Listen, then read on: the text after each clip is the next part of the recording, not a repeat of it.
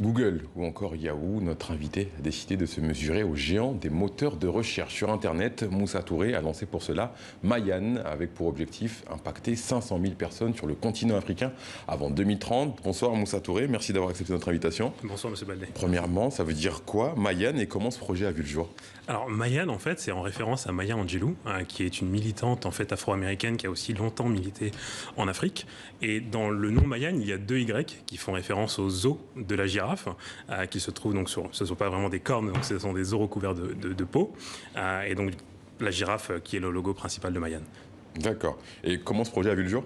Alors, ce projet a vu le jour il y a un an. J'y ai travaillé il y a un an sur ce sujet-là. Je me suis demandé comment trouver un outil pour impacter le continent africain facilement, sachant qu'il y avait les baisses des dons aux associations qui étaient vraiment en chute à cette époque-là.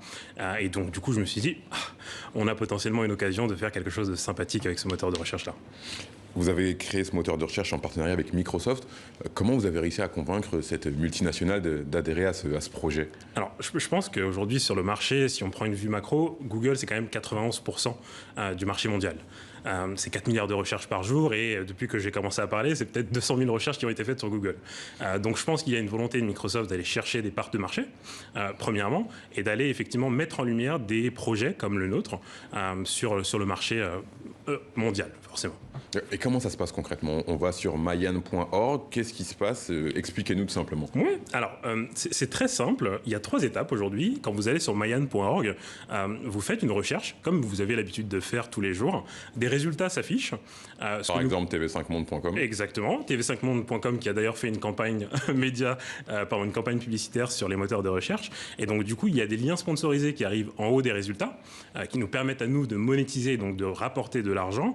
Et ensuite, Mayan décide de donner 30% des revenus pour des associations africaines. C'est l'objectif. Et justement, quelles sont les associations que Mayan vise et compte aider?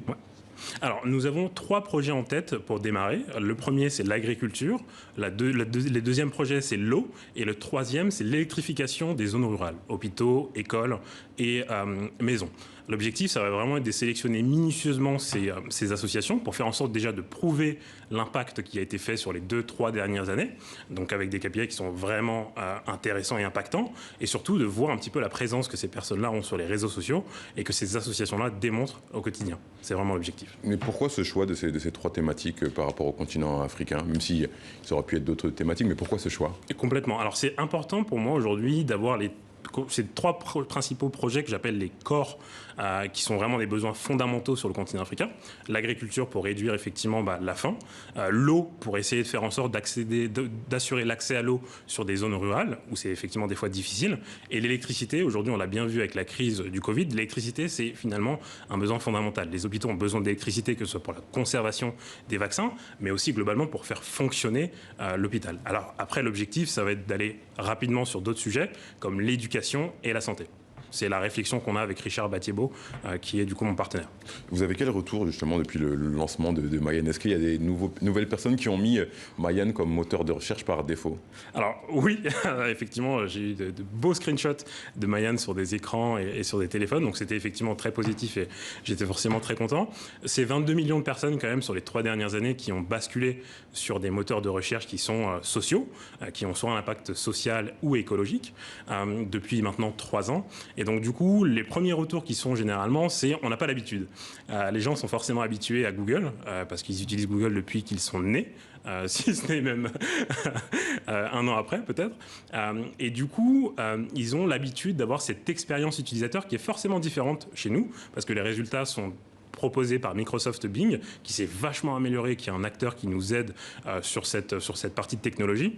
Et donc forcément, les gens n'ont pas l'habitude. Il faut effectivement changer cette petite habitude qui est de mettre Mayan en moteur de recherche par défaut, ou même sur l'écran d'accueil pour que ça rentre au fur et à mesure. Et pour convaincre peut-être nos téléspectateurs, expliquez-nous comment finalement ça marche, comment les moteurs de recherche gagnent de l'argent grâce aux publicités. Peut-être vous pouvez plus détailler ça, ce moyen, comment on gagne de l'argent quand on est un moteur de recherche? Alors globalement, c'est toujours le même business business model. Google s'est construit là-dessus. Les publicités qui arrivent sur les moteurs de recherche en premier résultat ou en deuxième résultat sont des campagnes qui sont pensées par les entreprises.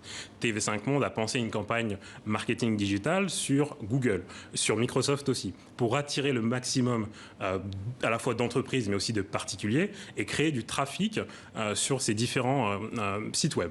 Et donc à partir du moment où une entreprise comme TV5 Monde fait une campagne média, généralement il y a des budgets qui sont des fois colossaux et donc du coup automatiquement ça redescend sur nos moteurs de recherche et donc on gagne de l'argent à chaque clic sur ces liens sponsorisés, ce qui nous permet effectivement de générer de l'argent. Et en moyenne, par exemple sur Mayan, si je clique sur une publicité, en moyenne on gagne combien? Ça fait évoluer, comment ça fait évoluer finalement les dons vers ces projets et ces fameux 30% que vous reversez vers les associations? Alors si on prend les statistiques du marché aujourd'hui et les enchères qui sont faites sur les différents moteurs de recherche, on est entre 30 et 60 centimes par clic sur ces publicités-là. Donc du coup ça laisse quand même un potentiel qui est assez énorme.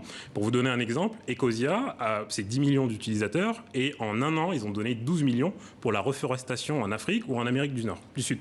Et donc du coup ça laisse assez rapidement entendre qu'il y a quand même un potentiel qui est assez énorme parce que si aujourd'hui on imagine donner 12 millions d'euros pour le continent africain chaque année, je pense qu'on a le moyen de faire des beaux projets avec la diaspora africaine et les Africains dans la globalité. Et il y a un coût, je crois, par clic qui est différent en fonction de où vous vous trouvez géographiquement aussi, c'est ça? Alors effectivement, c'est un vrai sujet. Aujourd'hui, quand vous êtes aux États-Unis, il y a un coût qui est différent par rapport à l'Europe. Et aujourd'hui, il y a un sujet, je pense, qui va arriver sur la table sur les 2 prochaines années, c'est la question de la monétisation sur le continent africain. Aujourd'hui, les GAFA ne monétisent pas sur le continent africain. Et donc, c'est un sujet de publicité qui va arriver sur la table.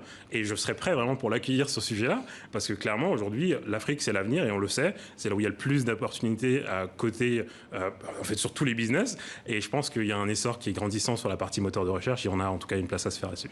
Vous ambitionnez d'avoir 2 millions d'utilisateurs d'ici 2022. Vous en êtes où dans votre objectif? Alors, c'est une vraie question. J'ai pas encore regardé les données aujourd'hui. Vous avez des chiffres quand même à nous donner. Mais effectivement, oui. Sur la première semaine, on a eu approximativement 20 000 personnes qui sont venues sur Mayan, regarder qu'est-ce qu'on faisait, tester, installer, voir un petit peu les résultats, faire leur première recherche, un peu comme une première naissance. Et c'était assez marrant de voir ça. Et ensuite, effectivement, ces 2 millions d'utilisateurs, on veut les cibler. C'est l'objectif, que ce soit sur le continent africain ou continent américain ou continent européen. C'est vraiment notre objectif. Et finalement, 2 millions, ça reste un chiffre qui est quand même assez bas par rapport en tout cas aux ambitions et à la diaspora qui est éclatée aujourd'hui sur les différents continents. Il y a une application qui arrive prochainement, vous pouvez nous en parler? Oui, complètement. Alors l'application sera disponible à la fin du mois d'août, je l'espère. L'objectif, ça va vraiment être d'avoir un navigateur aujourd'hui comme vous l'avez sur votre téléphone, que ce soit Safari, Chrome, Microsoft Edge, et que vous ne perdiez pas vos habitudes. Que quand vous arriviez sur Mayan, vous puissiez retrouver approximativement la même expérience utilisateur et que vous puissiez nous faire des retours sur ces sujets-là. D'accord. Moussa Touré, merci beaucoup d'avoir répondu à nos questions. Vous êtes le fondateur du moteur de recherche qui veut impacter l'Afrique, Mayan avec 2 Y. Merci beaucoup. Merci.